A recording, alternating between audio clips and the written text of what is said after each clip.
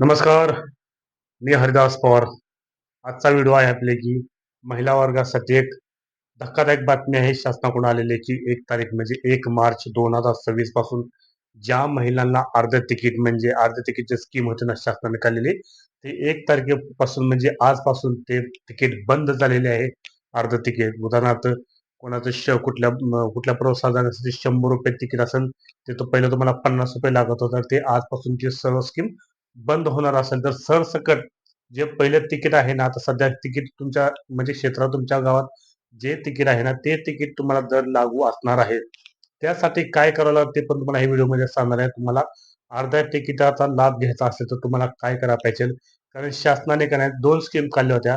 सर्व महिलांना त्याची वयाची अट नव्हती, काही नव्हती. सर्व महिलांना अर्ध तिकीट म्हणजे 100 असेल, 500 असेल त्याच्या निम्मत तुम्ही तिकीट देऊन तुम्ही एसटीचा मस्त एक सुखमय प्रवास करू शकत होता. तोपर्यंत ते काल आजपासून ते 1 तारखेपासून ती स्कीम सगळी बंद केलेली आहे. अर्ध तिकीट आता ऑलरेडी सगळ्यांना ते फुल तिकीटच लागणार आहे.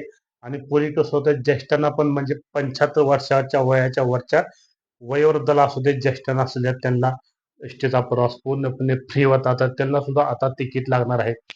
तर तुम्हाला ती पहिली स्कीम चालू ठेवण्यासाठी काय करायला पाहिजे तुम्हाला सांगतो. तुमच्या भागात, तुमच्या विभागात, तुमच्या जवळच्या बस स्टँडवर जाऊन तुम्ही अर्ज देऊ शकता. आणि ते NMSC ते कार्ड आहे ते कार्ड तुम्ही ₹199 देऊन ते कार्ड काढून घ्यायला होते. प्रत्येक वर्षाला ते कार्ड रिन्यूचे पण काही चार्ज घेत असतात. जर तुम्हाला तुमचा महिन्यातून प्रवास कुठे बाहेरगावी असेल, महिन्यातून एक तुम्ही 10-15 जर बाहेरगावी जात असेल तर तुम्हाला या स्कीमचा फायदा आहे. जर तुम्ही ते स्मार्ट कार्ड म्हणजे NMSC कार्ड जर तुम्ही काढून घेतले तर तुम्हाला ते एसटीचे पहिल्यासारखे तुम्हाला अर्ध तिकीट मिळणार आहे. तर तुम्ही तिकीट तिकीट जर नाही काढून घेतला तर तो तुम्हाला एसटीचा लाभ मिळणार नाही. थोडं शासनाचा जी-आर आलेला आहे आपल्याकडे. शासनाचा जी-आर तुम्ही थोडक्यात वाचून दाखवता. कारण एसटीचे अर्ध तिकीट म्हणजे 1 मार्च पासून तर ते बंद झालेले आहे.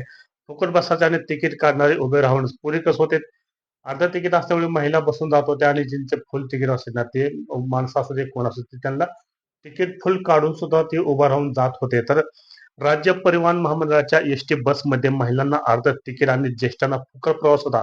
मात्र आजपासून म्हणजे 1 मार्च पासून हे सर्व बंद होणार आहे. कारण जर तुम्हाला नवीन जर तुम्हाला आता हा जो तुम्हाला स्कीम लागू करायची असेल म्हणजे चालू ठेवायची असेल तर तुम्ही महामंडळाचे SCMC कार्ड देण्याचा निर्णय घेतला आहे महामंडळाने. सर्व सवलतधारी प्रवाशांना हे कार्ड बंधनकारक असणार आहे. कारण हे कार्ड नसेल तरच एसटीचा तिकिटात सवलत मिळणार नाही. तुमच्याकडे हे NMSC कार्ड, NCMC कार्ड नसेल तर तुम्हाला तिकिटाचा लाभ मिळणार नाही. यावरून प्रत्यक्षात योजना बंद होणार नसली तरी त्याचा थेट लाभ प्रवाशांना घेता येणार नाही हे कार्ड नसेल तर. हे कार्ड काढण्यासाठी एवढ्या अटी घालण्यात आलेल्या आहेत की ते कार्ड सहजासहजी मिळेल की नाही आणि अर्धे तिकीट फुकट प्रवासाची सवलत घेणाऱ्यांना ते कार्ड काढायला टॉपअप रिचार्ज करायला जमेल की नाही असाही प्रश्न उपस्थित होऊ लागलेला आहे. तर आता कार्ड कुठे काढायचे किंवा अर्ज कुठे भरायचे हे पण तुम्हाला मी थोडं सांगतो. कारण महाराष्ट्र राज्य मार्ग परिवहन महामंडळाने 13 फेब्रुवारी 2026 रोजी सर्व विभाग नियंत्रणांना परिपत्रक पाठवले म्हणजे त्यांनी लेटर पाठवले आणि त्यामध्ये सांगितलेले आहे की NSCMC म्हणजे नॅशनल कॉमन मोबिलिटी कार्ड ते बंधनकारक करण्यात आलेले आहे असे म्हटले आहे. तर कुठे मिळणार हे कार्ड? हे कार्ड कोणत्याही बस स्थानकात तुम्हाला ते सहज मिळणार आहे. तर ते त्याच्या कार्डाचे स्वरूप कसं असणार पहा, कार्डाचे स्वरूप कसे असणार पहा. हे कार्ड प्रीपेड वॉलेट सारखे काम करणार आहे. त्याला ₹199 कमीत कमी किंमत आहे त्या कार्डची. त्यानंतर त्याला एक अट पण घातलेली आहे शासनाने. किमान ₹100 बॅलन्स कायम ठेवायला लागणार आहे तुमच्या त्या कार्डमध्ये. कनेक्टेड करण्यासाठी तुमचं आधार कार्ड आहे ना, त्या कार्डला कनेक्टेड असल्याने वेगळे आधार कार्ड दाखवण्याची गरज असणार नाही. तुमचं आधार कार्ड त्या कार्डला कनेक्ट असल्यामुळे तुम्हाला प्रत्येक वेळी तुम्ही प्रवास करताना तुम्हाला प्रत्येक वेळेस तुमचे पहिले कसं होते कंडक्टर आला तर तुम्हाला ते आधार कार्ड तुम्हाला दाखवावं लागत होतं. पण ते तुमच्याकडे आता हे कार्ड असेल तर तुम्हाला प्रत्येक वेळी सारखं ते आधार कार्ड दाखवण्याची वेळ येणार नाही. कारण तुमचे आधार कार्ड त्या कार्डला ऑलरेडी कनेक्ट असणार आहे.